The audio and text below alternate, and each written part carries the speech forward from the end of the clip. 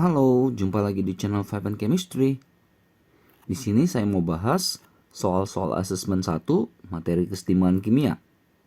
Yang mau saya bahas di sini soal-soal dalam bentuk pilihan bergandanya saja ya. Nah, gimana soal-soal, gimana penyelesaian pembahasan tiap soalnya? Langsung aja saya mulai. Oke, kita ke soal nomor 1. Ada 4 ciri-ciri reaksi yang disajikan. Lalu yang ditanya ciri-ciri reaksi untuk yang searah gitu ya. Reaksi searah itu yang mana saja ciri-cirinya.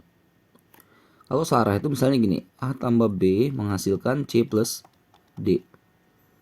Kalau dia bolak-balik kesetimbangan ini. Jadi bisa dilihat dari tanda panahnya ini ya.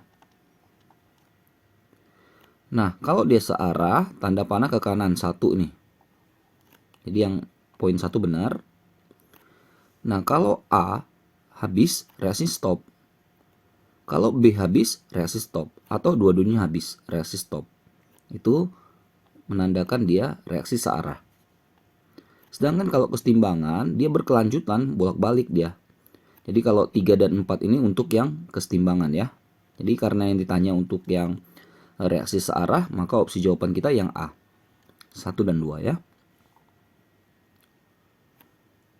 Lanjut nomor 2, ada 4 reaksi kesetimbangan yang disajikan.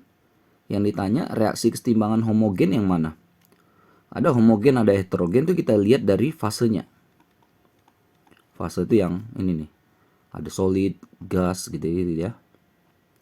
Ini semuanya cuma solid, gas sama aqueous ya. Nah, kalau homogen fasenya sama.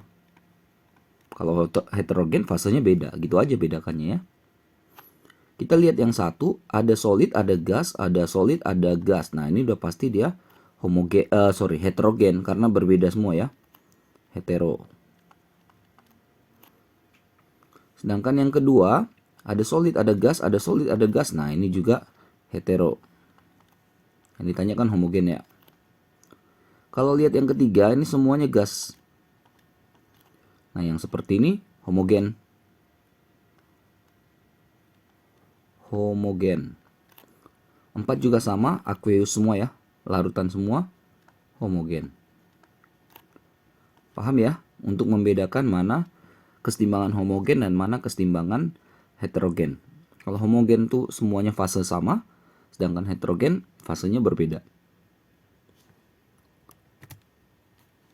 Lanjut ketiga, ada reaksi 2NO gas tambah O2 gas setimbang 2NO2 gas. Dikatakan keadaan setimbang bila massa NO dan O2 sama dengan massa, enggak ya, massanya enggak yang kesetimbangan tuh enggak bahas massanya ya. Molnya juga enggak. Nah, yang namanya seimbang itu lajunya sama ya. Jadi kalau laju ke kanan, misalnya V1, laju ke kiri V2, jadi kesetimbangan itu tercapai kalau V1 sama dengan V2. Laju pembentukan produk ke NO2-nya sama dengan laju terurainya NO2 itu menjadi NO dengan O2. Jadi opsi yang tepat adalah yang C. Ya, kuncinya lajunya sama. Lanjut nomor 4.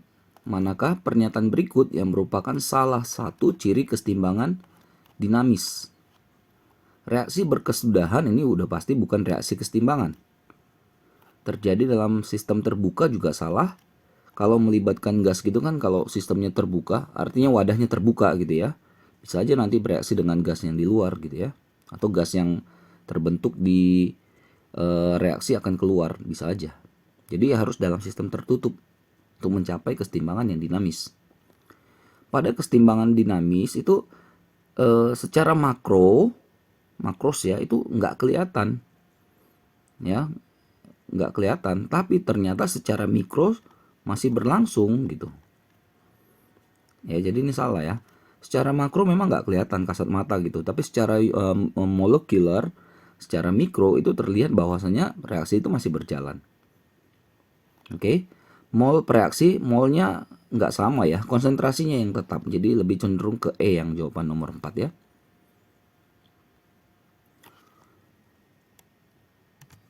Oke, nomor 5, perhatikan diagram tingkat molekul suatu reaksi berikut ada 5. Diagram yang menunjukkan reaksi kesetimbangan pertama kali tercapai. Kalau kita lihat yang satu, itu kan semuanya belum ada perubahan warna ya. Jadi ini semuanya keadaan awal nih. Jadi masih reaktan saja. Lalu kalau lihat di 2 itu mulai produk muncul. 2. Oke, ini produk. Lalu kalau ketiga lihat di sini produknya nambah jadi 4. Lalu di gambar keempat produknya masih nambah jadi 6. Di 5 dia masih tetap 6. Berarti di 6 itu sudah terjadi kesetimbangan. Gitu aja ya lihatnya ya. Di awal tuh masih satu warna semua, di 2 itu udah mulai terjadi perubahan, di 3 ada nambah produk, di 4 nambah lagi produk, di 5 produknya tetap. Berarti kan kesetimbangan pertama sekali ada di yang keempat ini. Gitu ya ngelihatnya ya. Opsi yang tepat adalah yang D, dadu ya. Nomor 6, hubungan antara reaksi dengan jenis kesetimbangan yang tepat terdapat pada, ini yang kayak tadi ya, homogen atau heterogen. Oke, ini gas, udah jelas homogen ya. Aqueous, liquid, aqueous, homogen. Ini ada yang masih mengatakan ini masih oke homogen karena juga liquid itu kan beruji cair juga ya. Jadi ada juga yang masih menganggap ini benar. Tapi kita lihat yang lainnya. Yang C, solid, gas udah pasti hetero. Kalau ada solid, gas itu udah pasti hetero ya. Solid, aqueous ada solid, aqueous udah pasti kelihatan bedanya nanti. Maka dia hetero. Lalu yang E, solid, aqueous udah pasti hetero juga. Jadi yang exact tepat itu yang C ya, udah pasti heterogen, udah pasti salah. Kalau B itu mungkin ada yang bisa memperdebatkan gitu. Ya, tapi di case ini C. Lanjut ke soal nomor 7, ada zat A dan zat B terlibat dalam reaksi dua arah. Grafik berikut menunjukkan hubungan antara konsentrasi A dan B terhadap waktu. Manakah pernyataan berikut yang benar berdasarkan grafik tersebut? Oke, kita lihat di sini kan B-nya ini muncul dari 0 ya. Sedangkan A-nya muncul dari yang paling atas, katakanlah 100% ya. Berarti bisa dikatakan yang turun itu adalah reaktan, yang naik itu produk. Jadi A reaktannya, B produknya. Gitu dulu ya. Nah, reaksi ini, gambar ini udah menunjukkan bahwa ini sudah tercapai kesetimbangan, artinya udah flat nih B-nya, udah flat nih A-nya ya. Jadi pada keadaan ini T ini udah terjadi kesetimbangan. Jadi sebenarnya udah A ini. Tapi penasaran lihat yang B dulu ya. Reaksi dimulai dengan zat B sebanyak 100%. Udah jelas salah. B-nya itu mulai dari 0% ya. Yang 100 itu A-nya.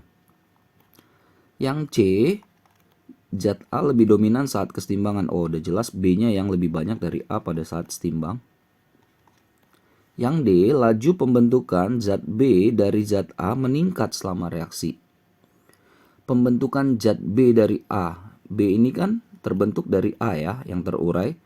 Jadi di sini nih naik nih, meningkat.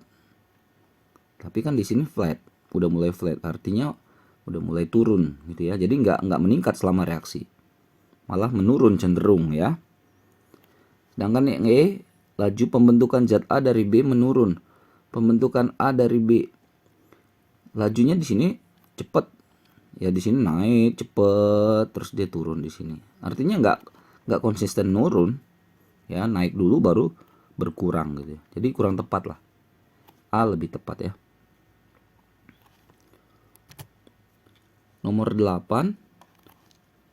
Perhatikan grafik berikut. Ada reaksi H2 tambah I2 jadi HI ya. H2, I2, 2HI. Pernyataan yang benar mengenai grafik tersebut adalah yang A, kesetimbangan dapat tercapai hanya jika dimulai dengan reaktan yang murni saja. Nih, apa maksudnya ya? Kesetimbangan dapat tercapai hanya jika dimulai dengan reaktan murni saja. Enggak selalu sih. Ya, kalau melihat gambar ini sebenarnya udah kelihatan di sini ya. Yang dimaksud dia setimbang tuh ini. Artinya keadaan ini. Keadaan ini tercapai, dia kan di tengah-tengah ya. Berarti dia tercapai dari ini dari reaktannya dan juga ternyata dari sisi yang kanan juga nih. Jadi kayak dua sisi dia. Jadi dari reaktan oke, dari produk juga oke kesetimbangannya. Mungkin itu maksudnya ya. Yang B, kesetimbangan dapat tercapai hanya jika dimulai dengan produk murni saja. Kalau reaktan masih mungkin tapi produk nggak mungkin. Karena kan reaksi dari reaktan ya mulainya ya. Yang C, jika kesetimbangan tercapai jika gas H2 dan I2 dicampurkan dalam ruang terbuka. H2 I2-nya itu kalau dia dalam gas dalam ruang terbuka nanti nggak tercapai kesetimbangan ya. Yang D, kesetimbangan tercapai jika gas H2 dan I2 dicampurkan dalam jumlah mol yang sama. Nah, ini nggak ada urusan ya. Yang E, kesetimbangan dapat tercapai dari kedua arah, baik dari reaktan murni maupun produk murni. Ini mungkin yang lebih tepat. Karena kalau lihat gambar, setimbangnya itu di tengah. Artinya dia datang dari kiri dan juga datang dari kanan. Itu bisa terbentuk keseimbangan itu dari arah kiri maupun dari arah kanan. Ya, saya lebih cenderung yang E di sini ya. Nomor 9 ada grafik ABC, zat ABC ya. Lalu reaksi kesetimbangan yang sesuai dengan grafik tersebut adalah, kita lihat lagi kalau dia dari atas dia adalah reaktan. Berarti reaktannya si A ya. B dan C dari bawah ya. Berarti B dan C produk. Itu dulu yang penting ya. Artinya kita tahu bahwa reaksinya adalah A B plus C. Itu reaksi kesetimbangannya ya. Lalu kalau soal seperti ini kita buat aja keadaan mula-mula, bereaksi dan setimbang. Mula-mula itu kan berarti yang di sini ya. Di garis ini ya. Ini mula-mula. Berarti kan B dan C-nya masih 0. Sedangkan A-nya start dari 0,4. Lalu pada keadaan setimbang, ini keadaan setimbang, B-nya ini 0,1. C-nya 0,3. Sedangkan A-nya jadi 0,2 ya. Naikkan aja nih 0,1, 0,3. Terus yang di R ini kan 0,4 terus jadi 0,2 berarti 0,2 di sini kan. Paham ya? Lalu untuk menentukan koefisiennya, maka kita cari yang di sini. Perbandingan koefisien itu sesuai dengan perbandingan yang bereaksi. Jadi 2, 1, 3. 2, 1 biarkan 3. Opsi yang tepat adalah yang B. Gitu ya cara mengerjakan kalau ada grafik seperti ini. Terakhir 10. Perhatikan grafik reaksi kesetimbangan berikut. Pernyataan yang tepat mengenai grafik tersebut adalah, oke kita lihat ya yang A, pada titik E mana E ini ya. Reaksi telah mencapai kesetimbangan. Ini udah benar. Ya jadi ini udah di endingnya itu udah tercapai kesetimbangan. B, saat setimbang harga tetapan kesetimbangan kurang dari 1. Nah gini ya. Misalnya reaksi itu adalah A menjadi B. Kalau pada keadaan setimbang kan produknya, ini reaktan ya. Kalau keadaan setimbang produknya lebih besar daripada reaktan kan. Harga K itu kan produk per reaktan.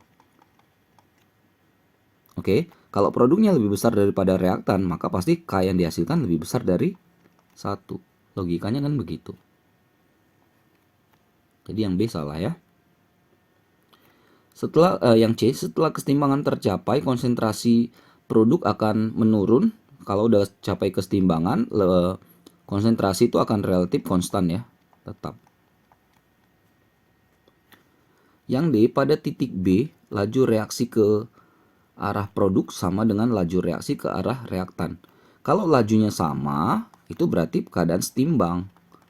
Apakah di B sudah setimbang? Belum. Salah ya. Di B ini ada apa ya? Nah, kalau di B ini kan titik ya, titik ketemunya reaktan dengan produk ya. Ini artinya konsentrasinya sama ya. Konsentrasi produk sama dengan reaktan pada keadaan ini ya. Lalu yang E, setelah keseimbangan tercapai, konsentrasi reaktan dan produk selalu berubah. Enggak lah. Remains constant ya. Atau tetap. Maka yang lebih tepat yang A. Ini grafik yang menandakan pada keadaan E itu dia sudah tercapai keseimbangan. Oke, ini konseptual sekali ya. Mudah-mudahan membantu, mudah-mudahan bermanfaat buat kalian yang terutama sedang mempelajari materi ini. Mohon maaf juga kalau ada kesalahan kekurangan, boleh komentar di kolom komen kalau misalnya ada kekurangan ya. Gak apa-apa, saya cuma niat bantu saja.